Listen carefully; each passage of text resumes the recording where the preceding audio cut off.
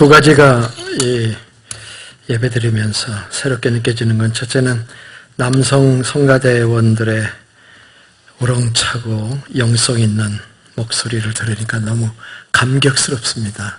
저희 교회는 남자들이 별로 없어서 국제 결혼하신 자매님들 중심의 교회인데, 남편들이 좀 나오긴 하지만 미국 분들이어서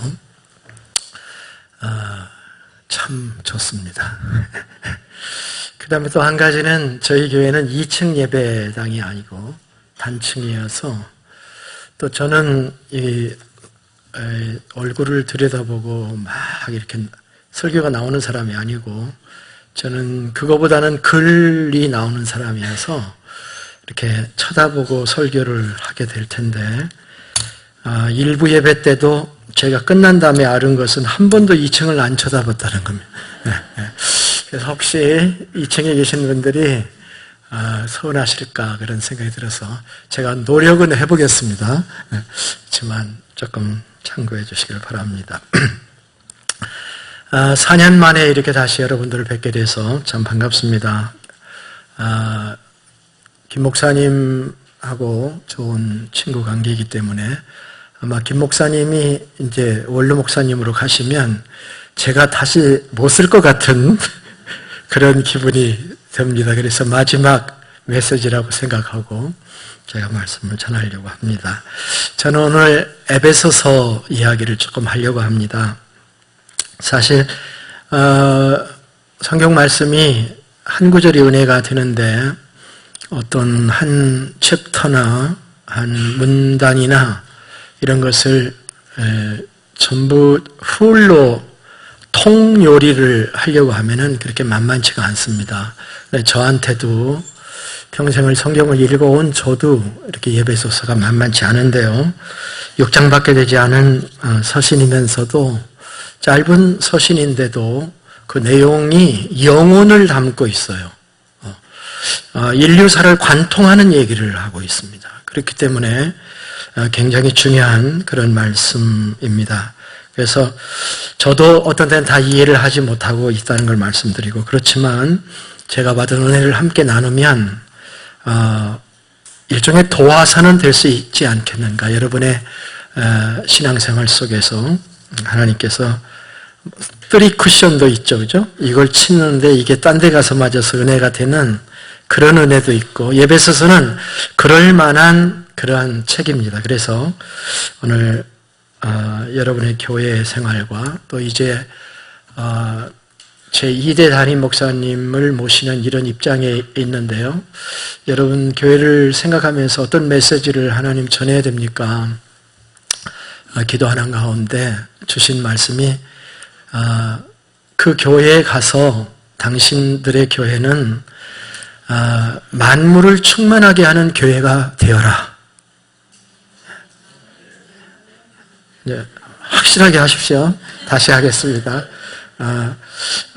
가서 아름다운 교회 보고 만물을 충만하게 하고 이 땅을 충만하게 하는 교회가 되어라. 이 메시지입니다. 사실은 다 들으신 거예요. 이게 오늘 메시지인데 그것을 말씀 안에서 조금 더 엮어보도록 그렇게 하겠습니다. 먼저 1장의 구조와 삼위일체 하나님에 대한 공부를 좀 해야 되는데요. 성경을 읽어나갈 때 어떤 실마리를 하나 가지고 풀어나가는 것이 좋습니다. 근데 그 실마리는 내가 막 만들려고 해서 되는 게 아니고요. 그 실마리는 성경 자체 안에 들어 있습니다. 그래서 자꾸 읽어보면 성경을 쓴 사람이 어떤 메시지를 전했으며 그것을 어떤 틀에 근거해서 이것을 썼는가 하는 것을 볼 수 있는 그런 말씀들이 있어요. 15절을 보시면, 자, 한번 같이 보겠습니다. 15절 같이 큰 목소리로 읽어보겠습니다. 이로 말미암아 주 예수 안에서 너의 믿음과 모든 성도를 향한 사랑을 나도 듣고. 잘 한번 보세요. 그 구절을. 어떤 단어가 눈에 띄시나요? 믿음이라는 단어가 보이고 사랑이라는 단어가 보이죠. 이 사랑은 모든 성도를 향한 사랑. 여러분, 모든 성도를 사랑하는 마음이 있으시죠? 예, 자신은 좀 없지만 있으시죠. 모든 성도를 향한 사랑을 나도 듣고, 자, 저는 어떤 단어가 눈에 들어왔냐면 이로 말미암아가 들어왔어요. 이로 말미암아라는 단어예요. 디아투토라는 말인데요. 영어 성경에서는 for this reason 이랬습니다. 이런 이유 때문에 라는 뜻입니다. 바로 앞에 나오는 이야기가 전제가 되는 거죠. 3절로부터 14절에 나와 있는 그 말씀을 말하는 것입니다.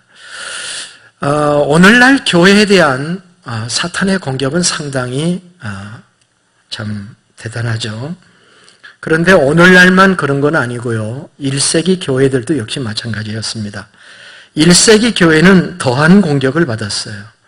저들은 환난과 핍박 가운데서도 저분도 한번 볼게요. 저 꼭대기 제 앞에 앉아 계신데 참 특이하시다 이렇게 생각이 들었는데 사모하시는 마음이 있는 건지 그러다가 놓쳤어요. 어디까지 했죠? 1세기 교회는요, 예수 믿으면 잘 사는 게 아니고요, 예수 믿으면 핍박을 받는 교회였습니다. 예수 믿으면 손해를 보고 핍박을 받고 공동체에서 왕따를 당하고 모든 시티즌, 시민의 자격과 권리를 박탈당하는 그런 사회에서 그 1세기 그리스도인들이 신앙생활을 했어요. 그런데 그런 가운데서도 그들이 믿음을 가지고 성도에 대한 사랑을 가지게 된 것은 이로 말미암아예요. 이로 말미암아 그런 믿음도 갖고 성도도 사랑하게 되었다. 성도 사랑해야지. 사랑하라고 그랬지. 해야지. 그 정도가 아니고 이로 말미암아예요. 이로 말미암아. 그 이로 말미암아가 3절부터 14절에 있는 말씀입니다. 먼저 문단 나누기를 해야 챕터 스터디가 됩니다. 문단 나누기는 억지로 나누는 게 아니라 역시 그 문단을 잘 읽어보면 문단이 스스로를 나눕니다. 이 3절로부터 14절의 케이스는 후렴이 있어요. 후렴. 찬송가 부르면 후렴이 있잖아요. 그 후렴을 찾으면 문단이 자동적으로 나눠져요. 그래서 후렴이 뭐냐고 하면은 후렴을 식별하면 됩니다. 6절. 6절이 어떻게 되어 있어요? 6절에 보면은 그 마지막에 그의 은혜의 영광을 찬송하게 하려는 것이다. 이렇게 되어 있고요. 또 12절을 보시면 그것도 끝에 가서 보니까 그의 영광을 찬송하게 하려 함이라 하는 말씀이 나오고요. 또 14절, 12절, 14절도 그의 영광. 이 후렴이거든요. 그러니까 근데 이제 이게 절수는 좀 틀려요. 우리 찬송가는 똑같이 하고 후렴을 나가는데 이건 앞에 가사가 조금 길기도 하고 짧기도 해요. 자, 이렇게 나눠져 있습니다. 이거 어떻게 나눠진 거냐면요. 삼위일체 하나님에 대한 얘기입니다. 하나님, 아버지 하나님께서 하신 일, 아들 독생자 예수님이 하신 일, 성령님이 하신 일에 대한 얘기예요.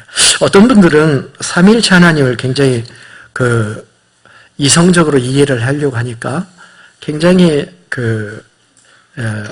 무슨 이론 같고 실제가 아닌 것 같고 또 심지어 어떤 분들은 삼위일체 하나님이라는 단어가 성경에 없다.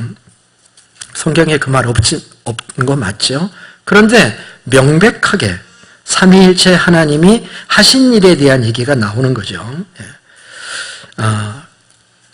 어떤 사람들은 예수 믿어서 구원받는 것에 대해서 너무 쉽다고 생각해요. 우리는 유교적인 사고방식이 있어서 구원받으려면 뭔가 열심히 해가지고 행위로 입증을 해서 구원을 받아보려고 하는, 제가 살고 있는 유타의 사람들이 그래요. 몰몬들이 그래요. 저희 유타주는 지금 250만? 300만 정도밖에, 땅은 남한의 2배 정도 넓이 땅인데 인구는 얼마 되지 않습니다. 근데 70%, 60%에서 70% 사이가 몰몬인데요. 몰몬 선교사들 한국에도 있잖아요. 넥타이 쫙 매고 이렇게 다니는 두 사람씩 짝을 이어 다니는 사람들 참 멋져 보이죠. 그런데 여러분 그 사실을 모를 거예요. 미국 전국에서 우울증 처방약이 가장 많이 팔리는 데가 유타예요. 그 의사들이 프리스크립션 쓸 때 우울증 처방제를 가장 많이 이렇게 발행하는 게 유타고요. 그 다음에 자살률도 유타를 중심한 몇 개 주, 이게 다 몰몬주들이에요. 유타주만 몰몬이 아니고 이 사람들이 옮겨가면서 이렇게 살았기 때문에, 그리고 모여서 컨퍼런스를 하고 이제 그런 사회이기 때문에 나름대로 이렇게 살고 있는데, 이들이 다 우울증에 걸려 있어요. 그 우울증이 무슨 우울증이냐면은 이 사람들의 구원관이 믿음 플러스 행위 이퀄 구원이에요. 그리고 행위를 완전하게 해야 구원을 가고 최상의 천국에 갈 수 있다, 이렇게 주장을 하니까 초신자 때는, 믿음이 신앙이 어렸을 때는 그런 것을 도달할 수 있다고 생각해요. 내가 노력하면 그 수준에 오르겠지라고 생각하는데, 살아보면 그게 아닌 것을 발견해요. 내 안에 얼마나 악이 있고 내 안에 얼마나 그 위선이 있으며 내가 내 행위와 노력으로 거기에 도달할 수 없다, 이렇게 생각하게 되니까 약을 먹게 되는 거예요. 경건한 중년 부인들이 더 우울증에 걸려요. 이제 구원 얘기에다 제가 옆으로 좀 저희 유타주를 소개한 건데요. 어떤 사람들은 구원을 너무 율법주의적으로 생각을 해서 내가 믿음 다음에 완전하게 살아야 구원받는다, 그렇게 받아야 된다고 생각하는데, 복음을 전할 때 보면은 예수님을 영접하고 예수님의 보혈을 믿으면 구원받는다고 얘기하니까 뭐가 그렇게 쉽냐, 단순히 믿기만 하면 되느냐, 그런 사람들의 눈에는 복음이 너무 쉽게 보이는 거예요. 너무 단순해 보이는 거예요. 그런데 복음은 그렇게 단순한 게 아니에요. 복음은 단순하지만 그 복음을 우리에게 준비해 주시고 우리에게 복음을 만들어 주신 그분이야말로 엄청난 수천 년 동안 창세로부터 하나님께서 계획하시고 실천하시고 고민하시고 만드신 위대한 복음입니다.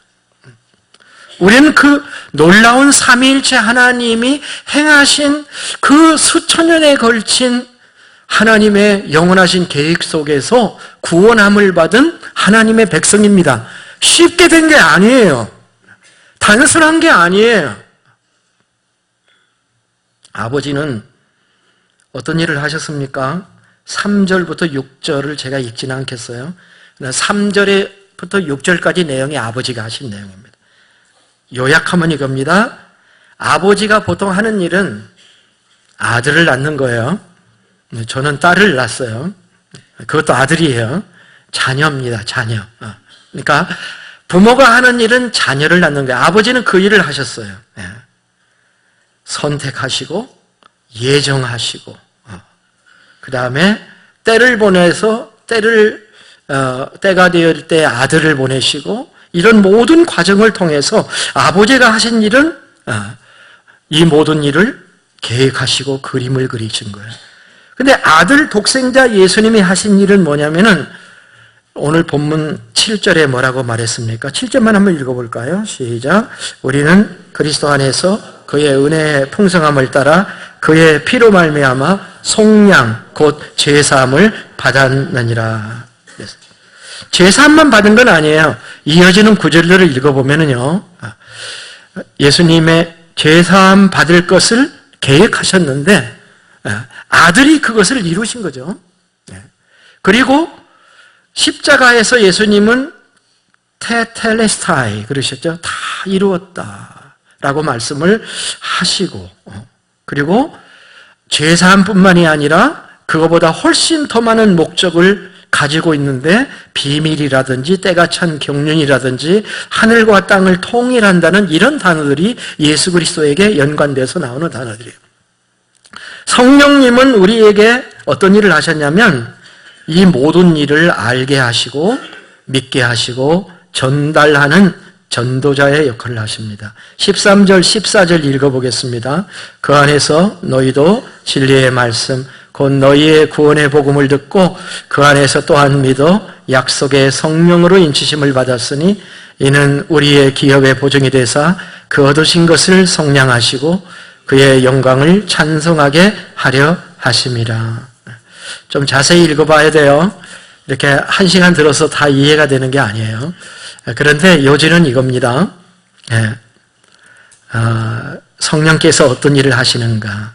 단순히만 딱 보면은 인치심이라는, 인치심은 뭐냐면 도장이에요, 도장. 여러분이 매매를 할 때 마지막에 도장 찍으면 끝나죠, 그죠? 그게 보증입니다. 성령께서 그렇게 우리에게 보증하신다는 거예요. 진리의 말씀 곧 너희의 구원의 복음을 듣고 그 안에서 믿어, 듣고 믿어 인치신다고 그랬는데요. 성령은 인치시는 일만 하는 게 아니고 신약 성경을 쫙 읽어보면은 듣는 일에도 깊숙이 관여하시고 믿는 일에도 관여하시고 믿은 자의 인치시는 일도 관여하시는 분이에요. 그러니까 성령이 없이는 아무것도 할 수 없을 정도로 관여하시는 겁니다. 이걸 기억하기 쉽게 이렇게 P자를 써서 하나님 아버지는 설계자이시다, 플래너이시다. 아들 예수님은 그것을 실행하는 프랙티서라는 단어가 있어요. 프랙티스 한다는 것에 이해할 자가 붙은 거예요.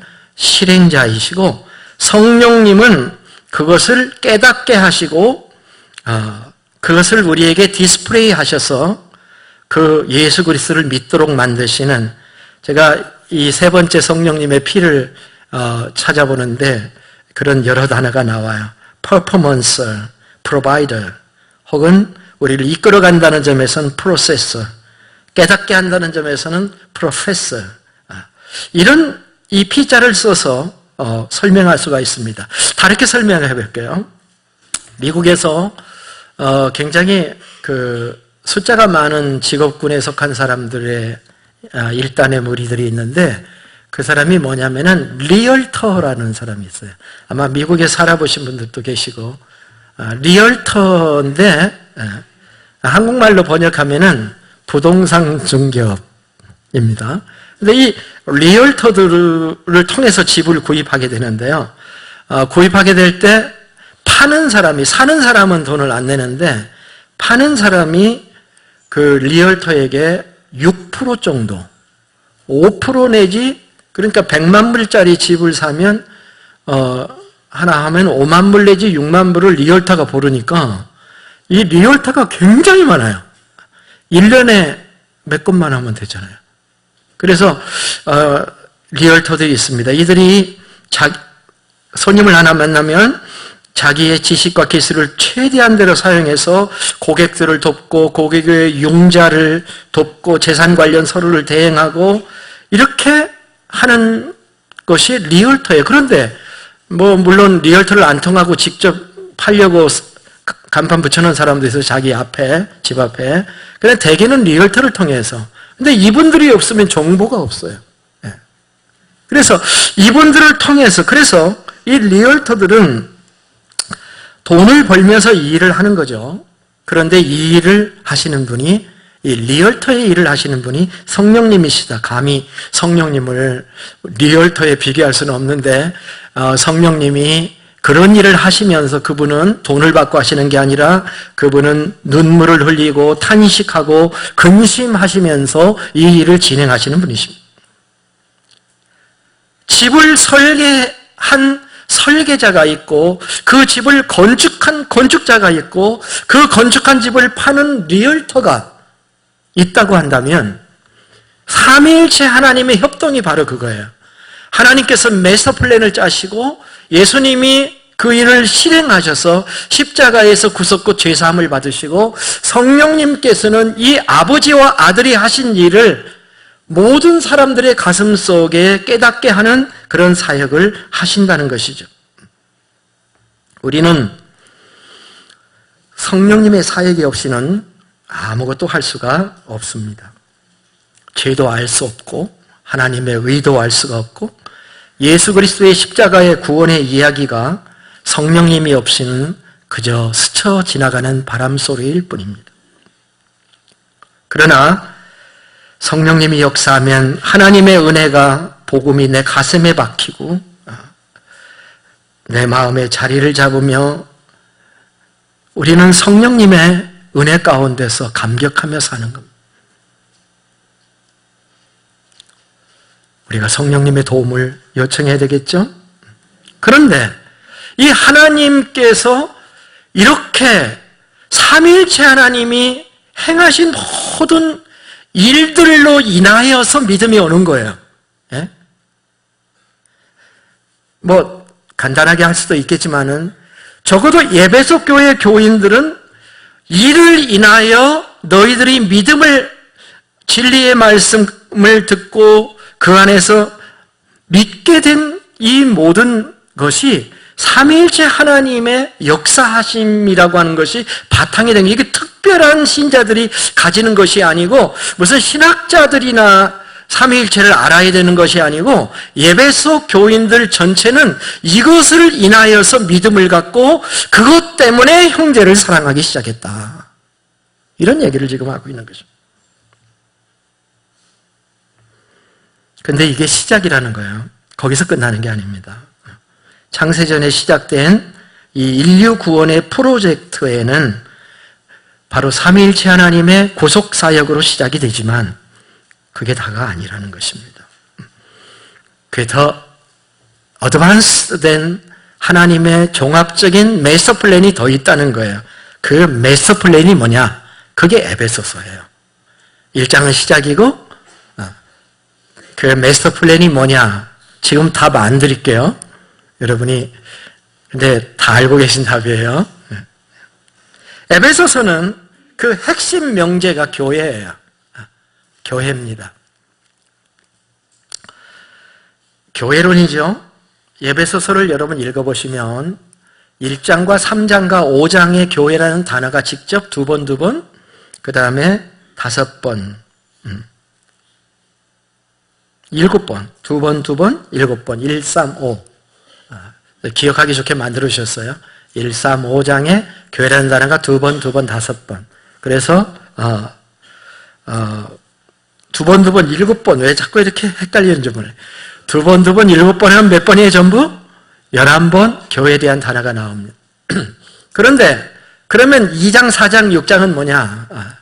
그건 교회에 대한 얘기가 없냐? 아니에요. 교회에 대한 얘기가 꽉 차 있는데 교회라는 말만 없어요.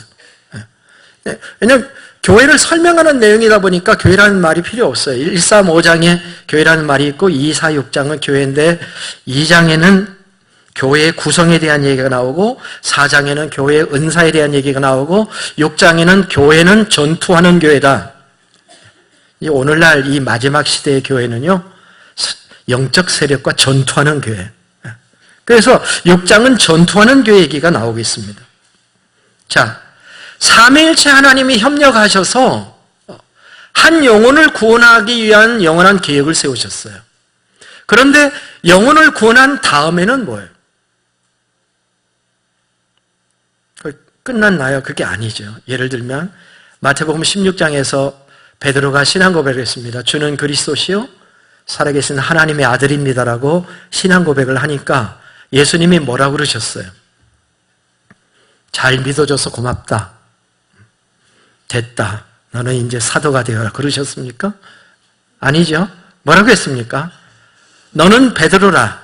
내가 내 교회를 세울 건데 음부의 권세가 해하지 못하리라. 예수님의 마음속에 3년 동안이나 간직하고 있는 것이 뭐였냐면 교회예요. 그런데 얘기를 못해요. 아직 하나님의 백성들이 자기의 제자들이 예수님을 주로 영접하고 구원받은 그런 단계에 이르지 못했기 때문에 교회 얘기를 못하는 거예요. 그런데 베드로가 신앙 고백을 하자마자 속에 있는 걸 딱 꺼내놓으셨는데요. 교회 얘기를 하시는 거예요. 근데 You will build my church라고 말씀하지 않으시고 I will build my church라고 주님이 말씀하시면서 내가 내 교회를 세운다. 이렇게 말씀하셨어요. 자, 3장 8절부터 9절을 보겠습니다. 자, 교회라는 단어는 몇 장에 나온다고요? 135에 나옵니다. 그러면 3장에 나오는 교회라는 얘기를 좀 보겠습니다. 8절, 9절 읽겠습니다. 모든 성도 중에 지극히 작은 자보다 더 작은 나에게 이 은혜를 주신 것은 측량할 수 없는 그리스도의 풍성함을 이방인에게 전하게 하시고 영원부터 만물을 창조하신 하나님 속에 감추어졌던 비밀의 경륜이 어떠한 것을 드러내게 하려 하심이라. 자, 우리를 선택할 때 창세전에 선택이라는 말씀하시죠? 그런데 하나님의 창세적인 계획 속에서 삼위일체 하나님의 계획하고 우리가 구원받았는데 이 창조하신 하나님 속에 또 하나를 감춰놓으셨어.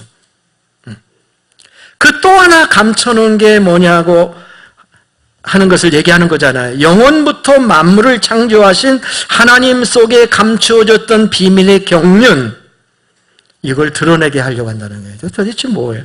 하나님 속에 감춰지면 누가 찾습니까? 천사도 못 찾아요. 천사도 흠모할 만한 복음의 소식이라는 찬송가가 있는 것처럼, 근데 하나님 속에 감추어졌던 비밀의 경륜이 뭐냐 하는 거예요. 10절 같이 읽습니다. 큰 목소리로 읽어야 돼요. 시작. 이는 이제 교회로 말미암아 하늘에 있는 통치자들과 권세들에게 하나님의 각종 지혜를 알게 하려 하심이니. 그래서 그 비밀이 뭐라고요? 교회입니다. 교회. 교회를 세우셔서 그 교회를 통해서 하늘에 있는 각종 영들에게, 통치자들과 권세들에게, 이게 누구냐? 천사들일 것이다. 또 어떤 성경학자는 그 타락한 천사일 것이다. 어떤 성경학자는 두 개 다다. 뭐 상관없어요. 하나님께서 인간보다 지능이 뛰어난 천사와 같은 존재들에게도 숨겼다가 이것을 얘기한 것처럼 이 땅에 있는 인간들에게는 더더욱 알지 못하는 비밀한 경륜이죠. 그래서 그것을 무엇을 통해서 말씀하냐면 교회를 통해서 하나님께서 감추어 놓으셨던 것을 이제 나타나게 하고 각종 지혜를 알게 하신다라고 하는 것입니다. 자, 이제 오늘의 본문인 1장 23절에 왔습니다. 자, 1장 23절을 다시 보겠습니다. 제가 수백 번 1장 23절을 읽어보면서 의미를 구해요. 하나님 앞에. 여러분도 의미를 구해서 은혜를 받을 수 있기를 바랍니다. 하나님의 성령은 각 사람에게 주시는 은혜가 있습니다. 1장 23절, 저는 이것을 세 가지 문단으로 나누어서 보려고 해요. 첫째는 교회는 그의 몸이니까지, 그 다음에 만물 안에서 만물을 충만하게 하시는 이, 거기까지, 그 다음에 만물을 충만하신 이의 충만함, 이렇게 세 가지로 살펴보려고 합니다. 첫째, 교회는 그의 몸이니 라는 말입니다. 여러분이 이 말씀을 어떻게 봤습니까? 우리는 분석하고 따지고 이렇게 지나치게 학적으로, 신학적으로 나갈 필요 없다고 생각합니다. 복잡하게 신비롭게 해석할 필요가 없어요. 몸이라고 하는 것은 보이지 않는, 제 몸은요, 접니다. 그죠? 여러분이 차경태 목사를 생각하면 저를 제 쉐입을 딱 기억하고 제 목소리도 좀 기억하실 수가 있게 기대 안 합니다. 어쨌든 기억하실 수 있겠습니다만은 그게 내 몸이 나예요. 몸이 납니다. 그러니까 교회는 그의 몸이다라고 할 때 그는 예수님이니까 교회는 예수님이다. 쉽게 얘기합시다. 쉽게. 교회는 예수님이다 라는 말입니다. 그래서 교회가 예수님이기 때문에 교회가 예수님의 냄새가 나야 됩니다. 예수님의 냄새가. 하나님은 우리의 냄새를 맡으시는 분이에요. 노아가 방주에서 나오니까 제물을 하나님께 딱 바쳐요. 하나님께서 흠양하시니라. 냄새가 나는데 하나님은 우리의 냄새를 맡으셔요. 예배를 드릴 때, 그러니까 노아의 8 식구의 그 1년 10일 동안 있었던 방주에서 나온 예배는 진정성이 있는 예배예요. 정말 감사와 감격을 가지고 진정성으로 하나님께 예배를 드리니까 하나님이 흠양하셔요. 냄새를 맡으셔요. 하나님은 지금도 그래요. 우리의 예배를, 여러분이 앉아서 지금 예배를 드리는데 하나님께서 여러분의 예배를 냄새를 맡으셔요. 무슨 냄새냐면 진정성이라는 냄새예요. 정말 하나님께 영광을 돌리느냐, 감사하느냐, 하나님께 감격하느냐, 그런 예배를 하나님께 드려야만 하나님이 우리의 예배를 받으십니다. 받으셔요. 그래서 하나님이 흠양하시는 예배자들이 될 수 있기를 주의 이름으로 축복합니다. 이삭이 야곱을 축복하면서 아들의 냄새를 맡습니다. 내 아들의 향취는 여호와께서 복주신 밭의 향취로다. 이렇게 얘기를 합니다. 주님의 몸된 교회 안에서 주님의 향기를 맡고 주님의 채취를 느끼며 그분의 말씀을 받으면서 교회가 예수님이야. 나는 지금 교회에 가는 거야. 오늘 아침 나는 예수님께 가는 거야. 이렇게 생각하고 우리의 신앙생활을 하면서 주님을 느끼고 주님을 경험하고 센시티브한 주님의 살랑이는 성령의 지나치신 가운데서 우리에게 던져주시는 그런 말씀, 때로는 강력하게 주시는 하나님의 말씀을 들으면서 예수님을 만나는 것이 주일 아침 예배고 우리의 신앙생활이거든요. 교회가 그의 몸이라고 하는 이야기가 또 하나 얘기하고 싶은 것은 이건 발상의 전환이 좀 필요해요. 교회가 예수님이면 우리는 뭘까요? 교회가 예수님의 몸이라면 우리는 예수님의 지체인 거 맞죠? 그죠? 하나 물어볼게요. 제가 이렇게 생겼는데 어디까지가 제 몸인가요? 예수님이 머리니까 여기까지가 제 몸인가요? 여기까지가 제 몸인가요? 어디까지가 제 몸인가요? 머리끝부터 발끝까지, 발바닥까지가 몸이죠. 교회가 예수님, 그런데 사도 바울이 그렇게 얘기했죠. 너희는 그리스도의 몸의 지체라고 그랬잖아요. 그죠? 그리스도의 몸의 지체라고 그랬습니다. 그러면 우리는 뭔가요? 교회는 예수님이고 교회는 예수님의 몸인데 우리는 몸의 지체인데 그러면 우리는 뭔가요? 우리도 몸이죠. 우리도 몸이에요.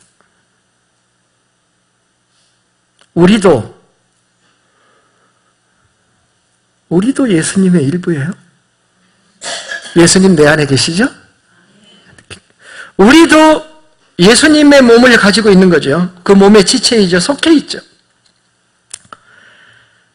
우리는요, 형제 자매를 단순히 한 인간으로 보면 안 돼요. 저 인간. 그러면 안 됩니다. 그렇게 하면 안 돼요. 보잘것없는 한 영혼이 아닙니다. 주님이 우리를 이렇게 대우해 주시는 것을 생각하면 성경에서 우리를 주님의 몸이라고 하고 우리를 높여주시는 것을 생각하면 우리의 영혼에 작은 떨림이 있어야 돼요. 또한 그리스도 안에 있는 다른 성도들도 그런 모습으로 바라다 봐야 돼요. 그들 안에 계신 주님을 바라다 봐야 됩니다. 형제의 모습 속에 보이는 하나님 영상 아름다워라. 존귀한 주의 자녀 됐으니 사랑하며 섬기리. 그 정도가 아니고 한 걸음 더 나가서 형제를 그리스도로 알고 섬겨야 합니다. 한번 따라서 해봅시다. 형제를 그리스도로 알고 섬겨라. 유명한 본 회퍼의 책에 나오는 한 대목입니다. 그리스도인의 섬김이라고 하는 제 평생의 그 삶을 가이드해준 그런 책인데요. 우리는 형제를 형제로 보지 않고 그 안에 그리스도가 계시고 주님의 지체이고 그리스도로 알고 섬겨야 된다는 것입니다. 사도 바울은 고린도후서 4장 5절에서 우리는 우리를 전파하는 것이 아니라 오직 그리스도 예수의 주 되신 것과 또 예수를 위하여 우리가 너희의 종된 것을 전파함이라. 처음 들어보신 분도 계실 것 같아서 한번 따라서 해보세요. 우리는 우리를 전파하는 것이 아니라 오직 그리스도 예수의 주 되신 것과 또 예수를 위하여 우리가 너희의 종된 것을 전파함이라.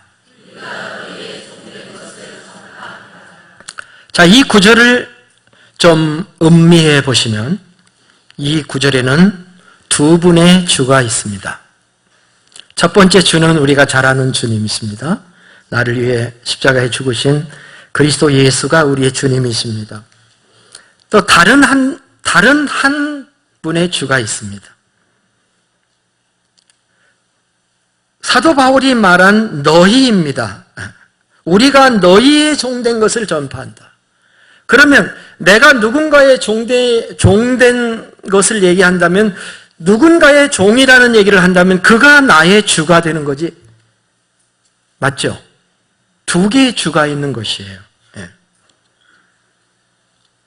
누가 주라는 거예요? 사도 바울은 고린도 교회 교우들을 주라고 말하고 있습니다. 받아들이시겠습니까? 신경질 납니까? 받아들이시겠습니까? 네. 옆 사람한테 한번 얘기해 보세요. 다행히 남편과 아내가 걸렸으면 더 좋고 옆 사람한테 이렇게 얘기해 보세요. 성도 안에서만 가능한 일입니다. 나의 주님. 상당히 꺼리낌이 있어요.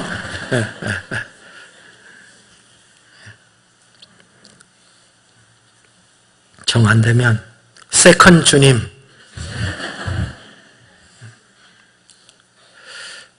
우리가 교회 나왔을 때 성도들에 의해서 내가 통제가 된다면 기꺼이 따르십시오. 누가 나를 써먹으려고 하면 나를 왜 써먹으려고 해? 그렇게 생각하고 튀지 말고, 왜?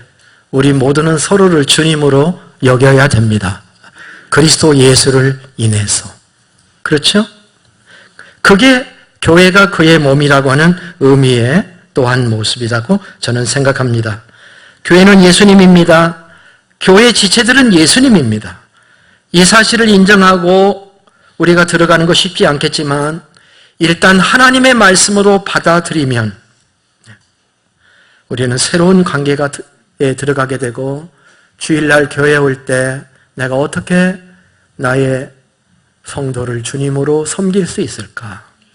어떻게 하면 나의 목원 식구들을 주님으로 섬길 수가 있을까? 주님이 나를 위해 죽어주실 뿐만 아니라 그 형제자매를 위해서 죽어주신 그 주님, 그 주님의 삶을 따라갈 수 있을까? 우리가 그렇게 나가게 되는 것입니다. 두 번째, 교회는 그의 몸이니 설명했습니다. 두 번째, 만물 안에서 만물을 충만케 하시는 이라는 말씀입니다. 자, 요건 가로에다 넣어도 되는 거예요, 사실은.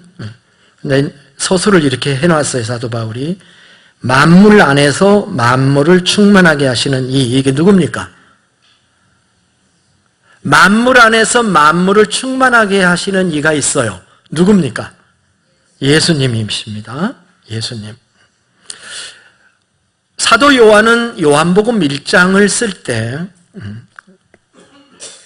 이렇게 1장에서부터 예수님이 누군가를 설명하기 시작합니다. 그런데 1장 2절부터 4절에 이렇게 썼어요. 그가 태초에 하나님과 함께 계셨고, 그러니까 하나님과 함께 계신 분이니까 이 그는 아버지 하나님은 아닙니다. 그가 태초에 하나님과 함께 계셨고 만물이 그로 말미암아 지은 바 되었으니 지은 것이 하나도 그가 없이 된 것이 없느니라. 그 안에 생명이 있었으니 이 생명은 사람들의 빛이라.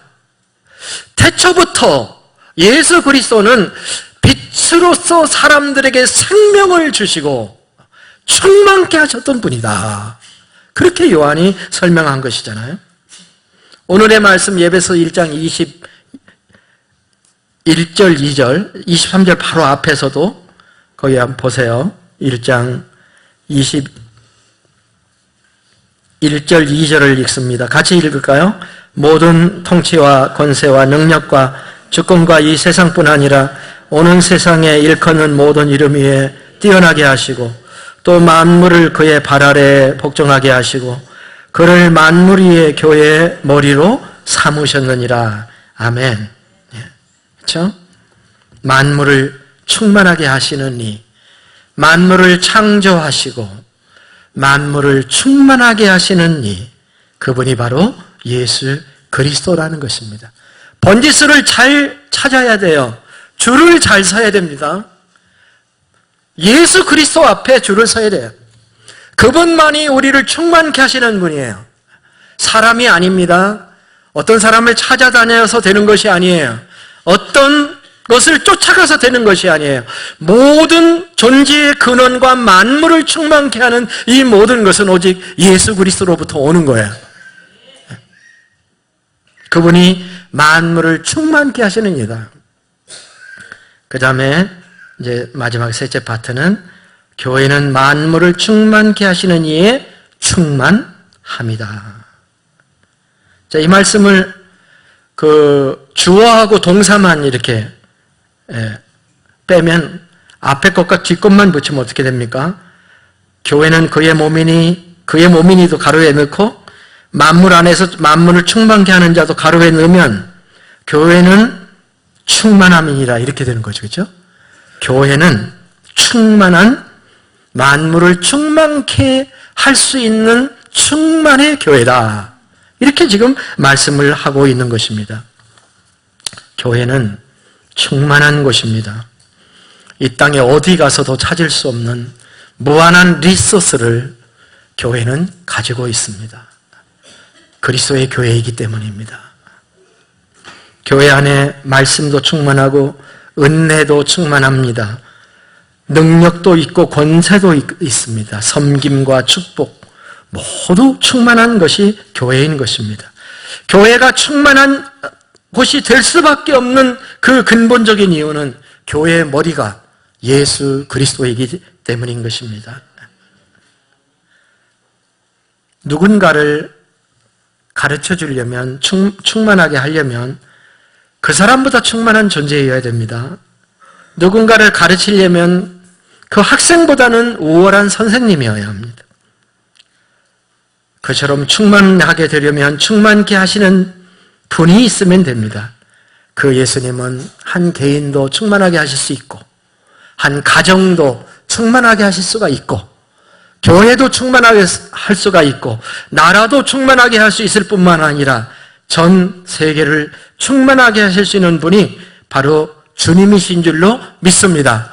우리는 그 충만의 진원지, 그 충만의 저장소, 그 충만을 줄 수 있는 그 가장 파워풀한 영적 근원인 교회에서 다니면서 신앙생활을 하고 있는 것입니다. 이 충만함을 우리가 실현하는 것이 오늘날의 과제입니다.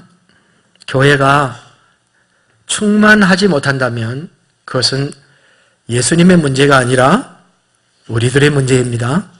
우리들의 부족한 문제입니다. 그래서 오늘날의 시대에 제가 처음에 말씀드렸습니다마는 이 교회가 처한 참 현실, 또 오늘날 이 정치적인 현실, 이 위태로운 이 환경 속에서 교회가 때로는 비난도 받고 세상의 질타도 받고 비판을 하고 우리 성도들은 참 조심해야 되는데요. 현금의 교회가 공격들을 많이 받고 있습니다. 애통하고 기도하는 마음이 없이 하나님의 교회를 판단하는 판단자로 서면 안 돼요. 여러분, 우리는 교회 위에 서서 교회를 꾸짖거나 교회를 판단하거나 정죄할 수 없는 사람입니다. 만물 위에 교회이라고 말씀하셨고 교회의 머리가 되신 교회 위에 서실 분은 오직 예수 그리스도 한 분밖에는 없습니다.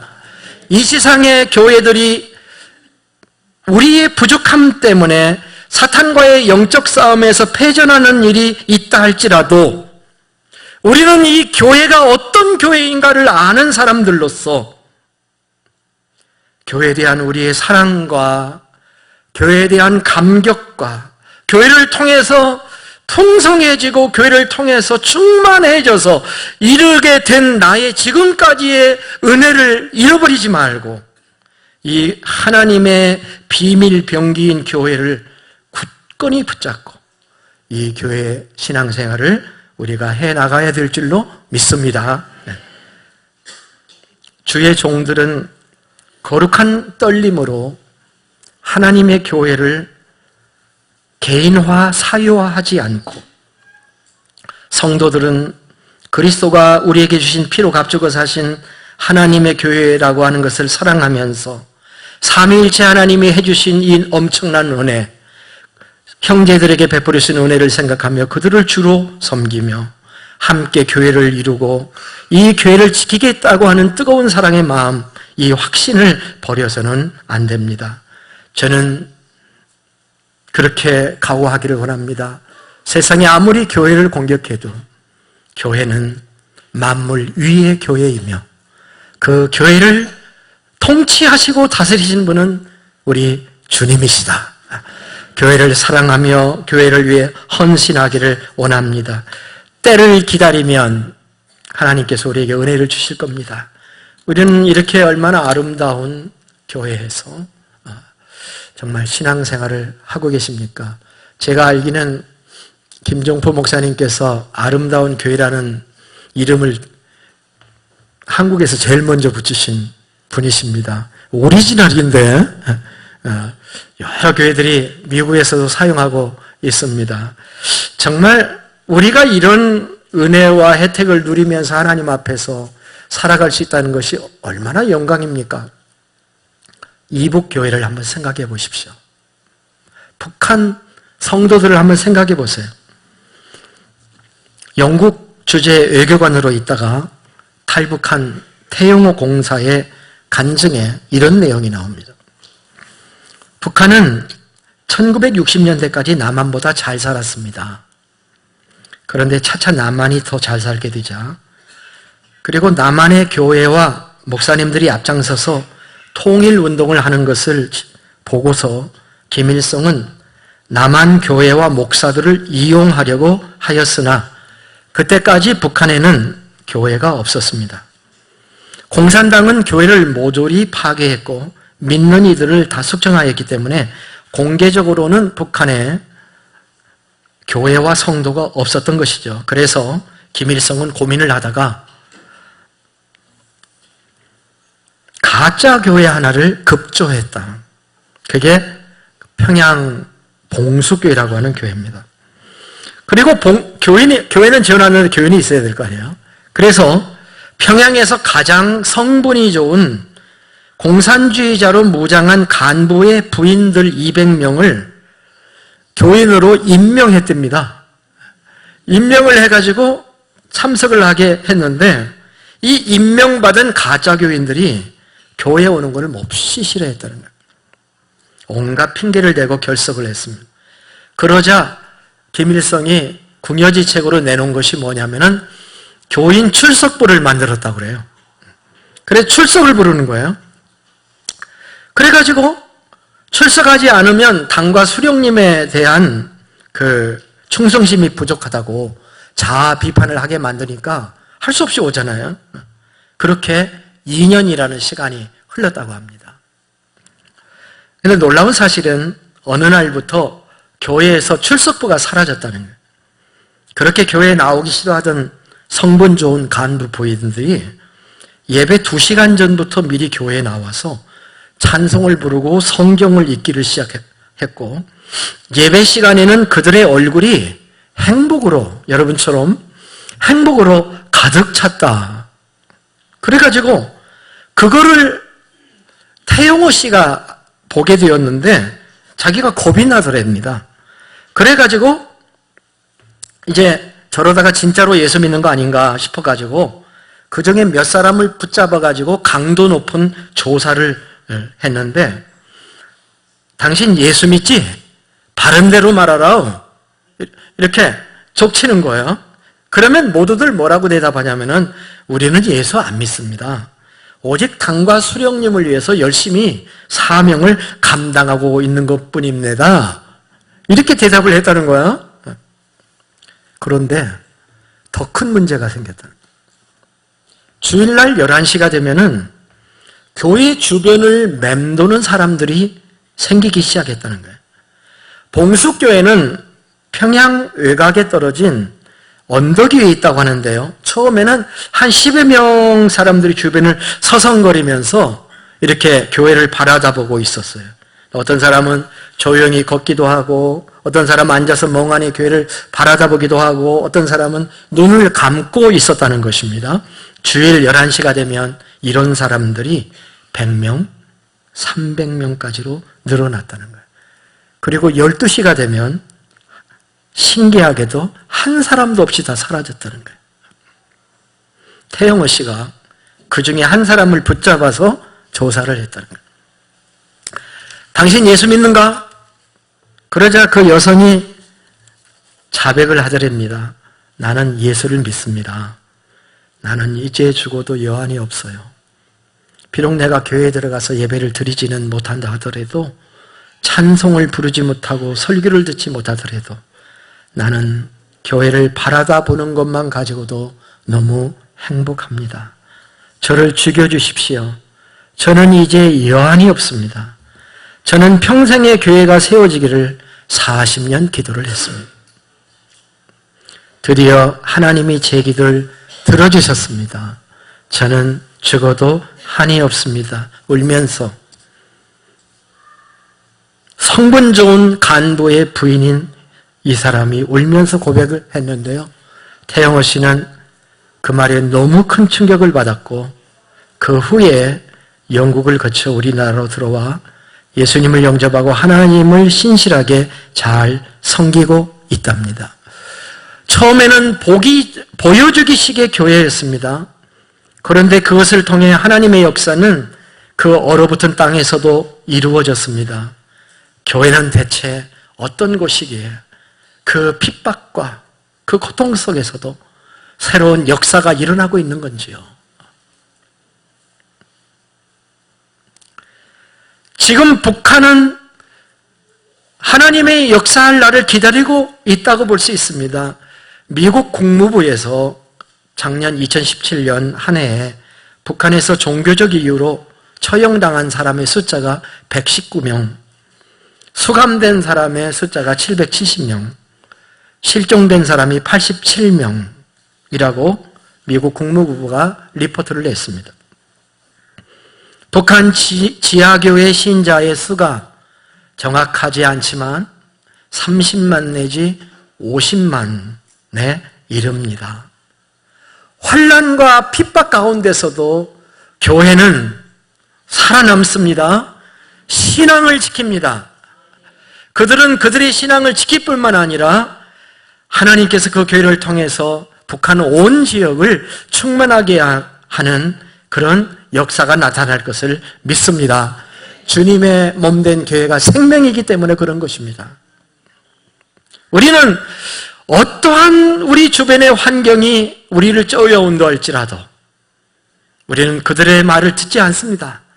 교회는 생명이고 교회는 만물을 충만하게 하는 교회다. 만물 위의 교회이며 교회가 만물에게 생명을 공급하는 이 생명의 교회가 우리가 다니고 믿고 있는 이 교회다. 이 교회야말로 영원한 하나님의 계획 속에서 창세전에 예정되었다가 때가 참에 나타났던 하나님의 영원한 비밀이 바로 교회다. 이런 믿음을 가지고 교회를 위해 기도하며 뜨거운 신앙으로 이 교회의 신앙생활과 세대를 제너레이션 투 제너레이션 이어갈 수 있기를 주의 이름으로 축복합니다. 세 번째 우리가 해야 될 일은 충만을 위해서 해야 될 일은 제가 첫 번째 우리는 교회관을 바로 가져야 된다 하는 얘기를 드렸습니다. 성경적 교회관을 바로 가져야 됩니다. 교회가 만물을 충만케 하는 거다. 두 번째 기도해야 된다고 했습니다. 하는 얘기를 하겠습니다. 기도해야 됩니다. 충만과 기도가 상관이 있어요. 하나님의 아들 예수님도 기도하셨습니다. 성령님도 기도하십니다. 성령님이 기도하실 때 말할 수 없는 탄식으로 기도하신다고 성경에 나와 있습니다. 기도 없이는 자신의 충만함도 이루기가 어렵습니다. 세상의 충만은 꿈도 꾸지를 못합니다. 그러나 기도하면 기도를 통해서 내 자신의 충만을 경험하고 나의 충만을 통해서 세상에 충만하는 데 나의 삶을 드릴 수가 있습니다. 1장 23절은 어디서 나온 구절이냐 하면 기도에 대한 얘기를 하다가 나온 얘기입니다. 여러분이 문맥을 계속 읽어보시면 그게 보일 거예요. 16 지혜와 계시의 영을 주셔서 하나님을 더 알게 해달라고 기도했어요. 16절부터 19절의 내용을 읽어보면 뭔가를 새로 달라고 하나님께 기도한 게 아니고 이미 주신 것을 알게 해달라고 기도를 합니다. 이게 참 희한한 기도입니다, 여러분. 이미 주셨는데, 더 큰 걸 주셨는데 그거하고는 비교할 수도 없는 작은 것을 성도들이 구합니다. 근데 사도 바울의 기도를 이 16절부터 19절의 기도를 읽어보면은 이미 주신 것을 알게 해달라고 기도해요. 근데 이게요, 진짜 기도입니다. 이게 질 높은 기도예요. 본질에 들어가 있는 기도입니다. 여러분 나중에 읽어보시고 하나님이 주신 부름의 소망과 기업의 영광의 풍성함과 우리에게 이미 주신 능력을 알게 해 주시옵소서. 이런 기도를 하고 있습니다. 하나님이 기도를 통해서 그것을 알게 만들어 주시고 기도를 통해서 그것을 소원으로 품게 하시고 기도를 통해서 그 품은 소원이 여러분의 삶 속에 나타나도록 역사하십니다. 충만함을 위해서, 성령 충만을 위해서 우리가 기도하지 않을 수 없는 것입니다. 그래야 우리가 세상에 충만을 프로바이드 할 수 있는 충만한 하나님의 교회가 되는 것입니다. 마지막으로 세 번째는 사랑입니다. 아까도 15절로 말씀을 드렸습니다마는 삼위일체 하나님을 아는 데서 구원받는 믿음이 온다고 하면은 그 하나님의 영원하신 계획 속에 있는 교회를 아는 데서 성도를 사랑하는 사랑이 나옵니다.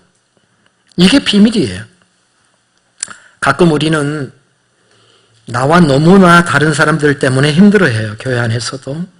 왜 이렇게 성격도 다르고 취미나 취향이 다른가 하는 생각을 가집니다. 그래서 목장을 이렇게 해나갈 때도 이렇게 보면은 이렇게 취향이 맞는 사람끼리 만나는 게 맞기는 한데 그런데 그러다 보면 사람 중심이지 그리스도 중심이 아니에요. 사람 중심이 됩니다.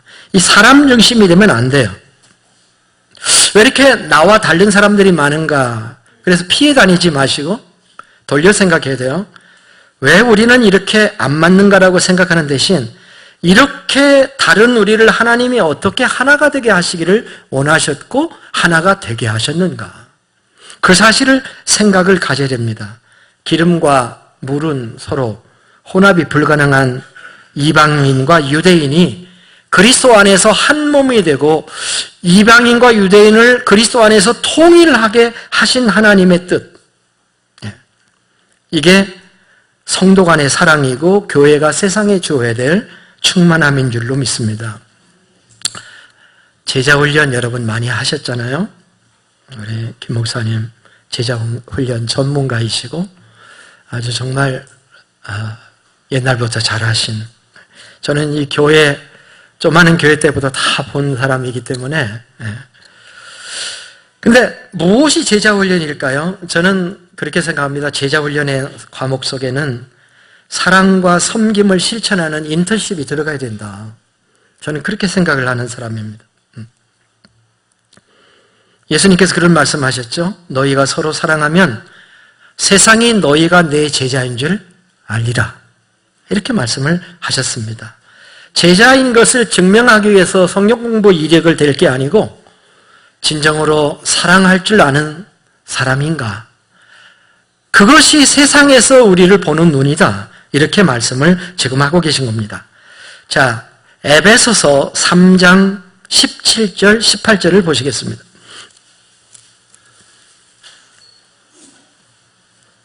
(19절까지) 보겠습니다. 17절로부터 믿음으로 말미암아 그리스도가 너희 마음에 계시게 하옵시고 너희가 사랑 가운데서 뿌리가 박히고 터가 굳어져서 능히 모든 성도와 함께 지식에 넘치는 그리스도의 사랑을 알고 그 너비와 길이와 높이와 깊이가 어떠함을 깨달아 하나님의 모든 충만하신 것으로 너희에게 충만하게 하시기를 구하노라. 자, 교회가 충만인데요, 이 충만은 분명한 교회관도 가져야 되고 또 기도도 해야 되지만 사랑의 충만함, 뿌리가 어디에 내린다고요? 저 사람은 왜 신앙이 저렇게 안 자라는가라고 얘기들을 하는 경우가 있는데요, 내가 사랑을 안 주니까. 사랑 가운데 뿌리가 내린다고 되어 있지 어디 성경 공부하면 뿌리가 내린다고 되어 있어요. 사랑 가운데 뿌리가 박히고 터가 굳어지고 능히 모든 성도와 함께 지식에 넘치는 그리스도의 사랑. 이 사랑은요, 우리의 머리와 지식의 논리를 초월하는 사랑이에요. 이거는 거절해요. 거절해.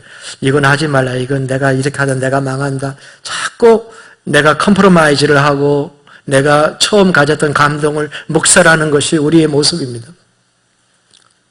사랑은 지식을 초월해. 사랑을 알 뿐만 아니라 얼마나 깊이 들어가야 되냐면은 넓이와 툴을 다 썼어요. 측량의 잣대가 넓이가 있고 높이가 있고 길이가 있고 깊이가 있고 이거 다 썼잖아요. 모든 이 세상에서 어떤 것을 잴 수 있는 잣대를 다 재서 모든 도구를 사용해서 다 재도 잴 수 없는 그런 무한한 사랑이 우리 그리스도 안에 있는 사랑이고 성도가 누릴 수 있는 사랑이다. 그 사랑의 충만함을 받아야 된다. 사랑 없는 충만함은 없습니다. 만물을 충만케 한다니까 어디 가서 돈을 가지고 부어줘야 된다 이렇게 생각하지 마시고 만물을 충만하게 할 때 사랑이에요. 사랑입니다. 질문합니다. 우리가 이 사랑을 해낼 수 있겠느냐 하는 질문입니다. 여러분한테 한번 물어보세요. 내가 그 사랑을 해낼 수 있는가? 있습니까? 네. 좀 뜰보여. 사랑할 수 있습니까? 네. 해야죠. 해야 됩니다.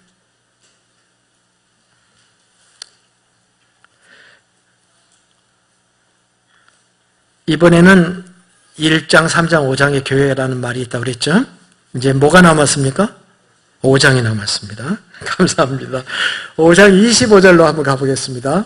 5장 25절.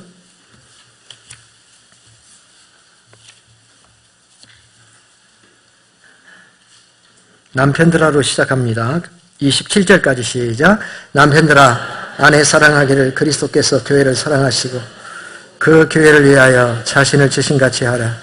이는 곧 물로 씻어 말씀으로 깨끗하게 하사 거룩하게 하시고 자기 앞에 영광스러운 교회로 세우사 티나 주름 잡힌 것이나 이런 것들이 없이 거룩하고 흠이 없게 하려 하심이라. 아멘. 주례사를 할 때, 결혼 주례를 할 때 이제 저는 두 사람 앉혀놓고 이제 이런 질문들을 좀 하는데요. 이 주님의 말씀을 보면 아내한테는 남편에게 복종하라고만 했고 남편한테는 이걸 요청했어요. 근데 이렇게 이 구절을 보면은 남자에게 굉장히 불리합니다. 남자들이 엄청나게 불리해요. 맞죠? 이 구절 읽어보셨어요? 어느 정도 남편에게 요청을 했냐면은, 물로 씻고 말씀으로 깨끗하게 하고 거룩하게 또 만들어주고 영광스러운 교회로 세우고 티나 주름, 이거 성형수술도 다 해줘야 돼. 티나 주름 잡힌 것이나 이런 것이 없이 거룩하고 흠이 없게 어떻게 그렇게 만들어요? 나이 먹으면 점점 생기는데. 이거 남편에게 지금 하신 말씀이에요. 남편에게. 그런데 남편에게 하신 말씀인가 동시에 예수님께서 교회에 해주시는 일이라는 것을 우리에게 말씀해 주시는 거예요. 그렇죠? 네. 제가 어떤 질문을 던졌죠? 우리가 이 사랑할 수 있겠느냐? 우리의 영혼이 영혼의 빨래방과 세탁소를 운영하시는 분이 주님이셔요. 주님은 지금도 교회를 이렇게 정결하게 만들어 가시는 분이에요. 교회를 거룩하게 만들어 가시는 분이에요. 말씀으로, 물로 씻고 말씀으로 깨끗하게 하고 거룩하게 하고 영광스러운 교회로 만들어 가기를 주님은 원하셔요. 그래서 세상을 충만케 하는 자의 교회가 되기를 주님은 원하시는 거예요. 티나 주름 잡힌 것이 없이 거룩하고 흠이 없게 하시려고. 다시 물어보죠. 우리가 그리스도의 사랑으로 세상을 충만하게 할 수 있을까요? 질문을 애매하게 하니까 답하기가 그러시죠. 있나요? 없나요?로 제가 물어볼게요. 우리가 사랑으로 세상을 충만할 수 할 게 있나요? 없나요? 1번이 있나요예요? 있나요? 없나요? 있어요? 왜 있어요? 주님이 그 일을 행하고 계시기 때문에 그래요. 주님이 그 일을 지금도 교회 안에 행하고 계신 분이에요. 요한계시록에 보면 1장에 보면 교회 안에 거느시는 분이 주님이셔요. 주님이 그 일을 행하시다고 믿습니다. 우리가 사랑으로 세상을 충만하게 한다고 그러니까 겁나죠, 그죠? 처음부터 진리죠. 그러나 그렇게 거창한 것이 아닌 것으로부터도 얼마든지 알 수가 있습니다. 제가 어디서 이런 글을 하나 읽었어요. 제목은 이상한 라면이라는 제목이에요. 어느 그 외로운 서울로 무작정 상경한 사람이 겪은 이야기입니다.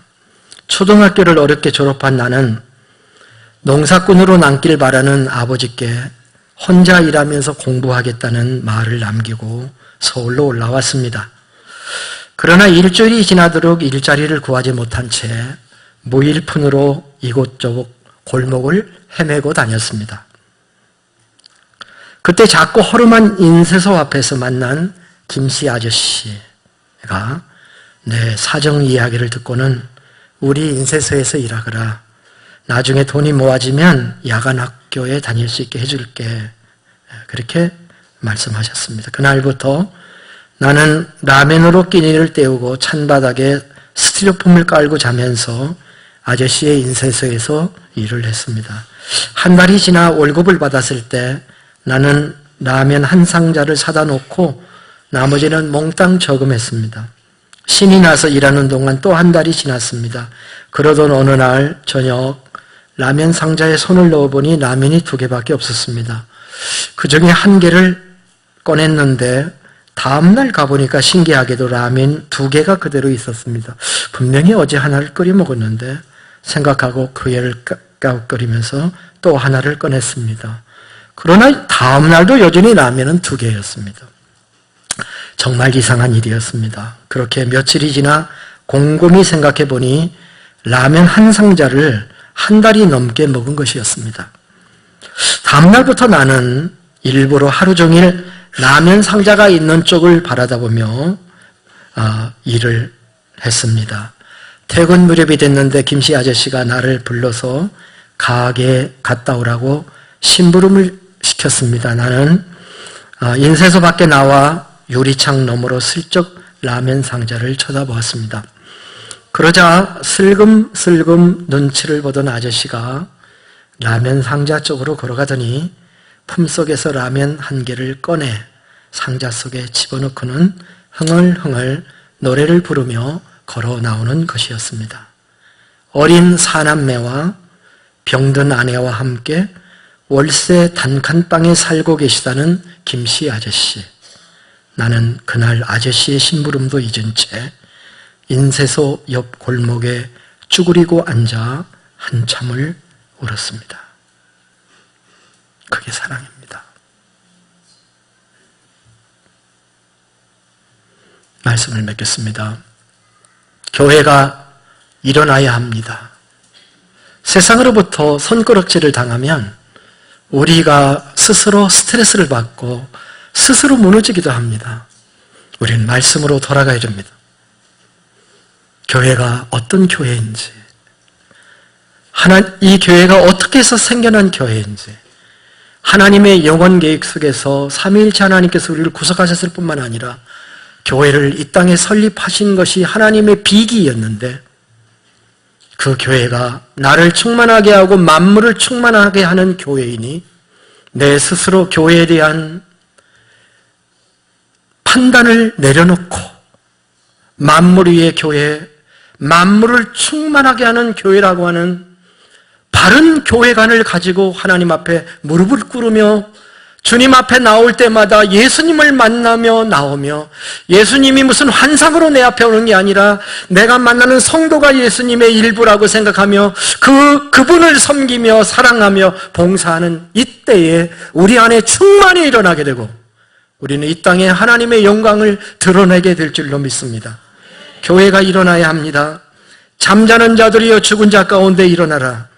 그리스도가 내게 비치시느니라. 기도로 하나님의 비전을 받아들이고 주님의 주신 능력을 사용하며 깊은 사랑의 단계로 들어가면 예수님이 일하실 것입니다. 그 결과로 만물을 충만케 하시는 하나님의 충만하심이 나타나게 될 겁니다. 새로운 출발을 도모하고 계시는 이 아름다운 교회, 진정으로 교회의 아름다운 비전을 가슴에 견지하고 세상을 충만케 하는 교회로 나아가야 하겠다고 하는 그런 비전과 꿈과 기도로 나아가는 축복받은 아름다운 교회가 되시기를 주님의 이름으로 축원합니다. 기도하겠습니다. 주님, 아무리 생각해 보아도 교회 밖에는 구원의 길이 없습니다. 나를 위해 삼위일체 하나님이 협동하시고 세상을 구원하시기 위해 교회를 만들어 주셨습니다. 우리의 눈을 열어주셔서 만물 위에 있는 교회를 보게 하시고 만물을 충만하게 하는 교회의 환상을 보게 하여 주시옵소서.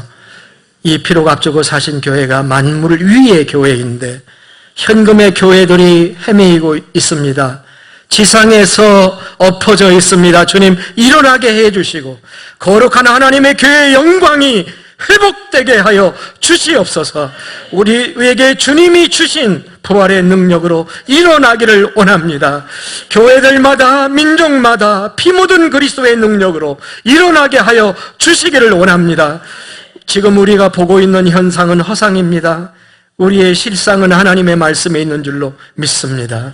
우리에게 지혜와 계시의 영을 주셔서 하나님을 더욱 깊이 알게 하시고 우리에게 이미 주신 소망과 기업의 영광을 바라보며 능력을 얻게 하여 주셔서 죽음 가운데서 예수님을 부활케 하신 그 능력을 우리들이 경험하고 우리의 환경에서 부활이 일어나게 하여 주시기를 원합니다. 아름다운 교회와 이 지역에 있는 교회들과 이 느네의 성과 같은 이 서울에, 저 북한 땅에 열방들에게 하나님의 풍성하게 하심, 충만하게 하신 일들이 교회를 통해서 일어나게 하여 주시옵소서. 교회의 아름다움과 비전을 견지하고 세상을 충만하게 하는 교회로 나가는 이 아름다운 교회가 되도록 축복합니다. 일어나게 하여 주시옵소서. 존귀하신 예수님의 이름으로 기도하옵나이다. 아멘.